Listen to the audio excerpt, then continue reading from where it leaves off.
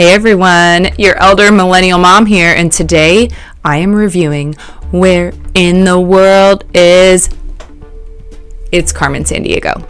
If you didn't know that, then you might not be an elder millennial. That's right, Carmen Sandiego is back, only this time she's solving crimes instead of causing them. Now she's teamed up with the Acme agency to crack heists around the world. Through a mix of missions, mini-games, and text clues, players use their real-world knowledge and learn plenty of new facts to help solve thefts committed by the criminal organization Vile. Parents who grew up chasing Carmen through the pixelated maps in the 1980s and 90s will get a real kick out of helping their kids track down clues.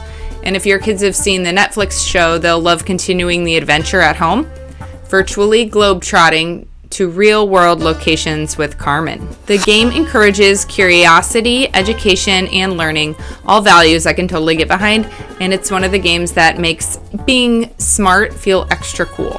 Players will practice observational skills and a bit of hand-eye coordination, especially during moments that require timing or sneaking around or using a grappling hook. So yes, there is actual gameplay in this game. This one is sneakily educational. Kids will draw on prior knowledge, practice close reading, and piece together clues from text and dialogue to identify suspects. Basically, it's like detective work meets geography homework, but fun. I don't know. I think geography homework is fun.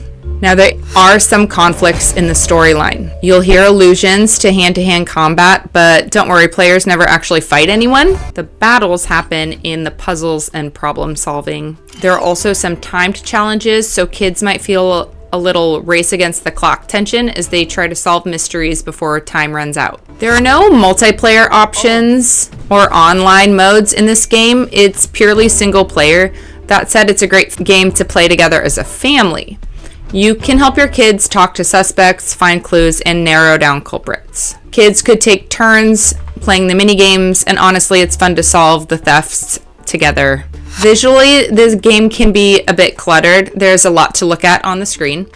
There's also a flashing light warning on the box for players with epilepsy concerns.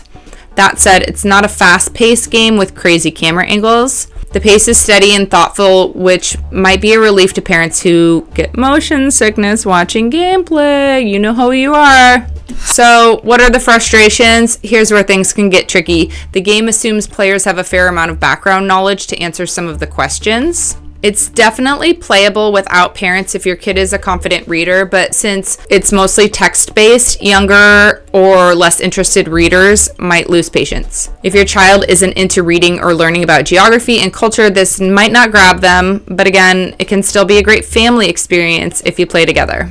Now let's talk about transitions. Good stopping points to this game are usually at the end of a mission when a suspect is caught, which can take about 40 minutes. Or after smaller milestones like finding new clues or traveling to new destinations. What are the gimme more factors of this game? The feedback loop is definitely rewarding. Players get encouragement for finding clues, talking to the right people, and unlocking new locations. After finishing a mission, the game quickly tempts you with another caper, so it's easy to keep going just one more time. But the good news is there are no microtransactions or loot boxes in here. It's all gameplay and no wallet traps. A few last details. The game saves automatically on individual profiles. There are two modes. The main storyline, which has a 3D style and animated cutscenes that look straight out of the Netflix show, and the Acme Files mode, which is totally a throwback to the original 1980s game. There's even one case where you're trying to locate Carmen as a thief. A nice nostalgic nod.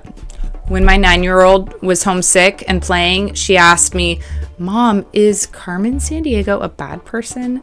And I had to explain, well, she used to be the villain, but now she's chasing them. Carmen has had quite the character arc. On my cozy to chaos scale, this one leans a little more towards chaotic. It's not fast-paced. There is a lot of reading and problem solving, but the storyline includes trickery, thievery, and a bit of implied violence, so I'd put it somewhere in the middle, leaning towards chaotic.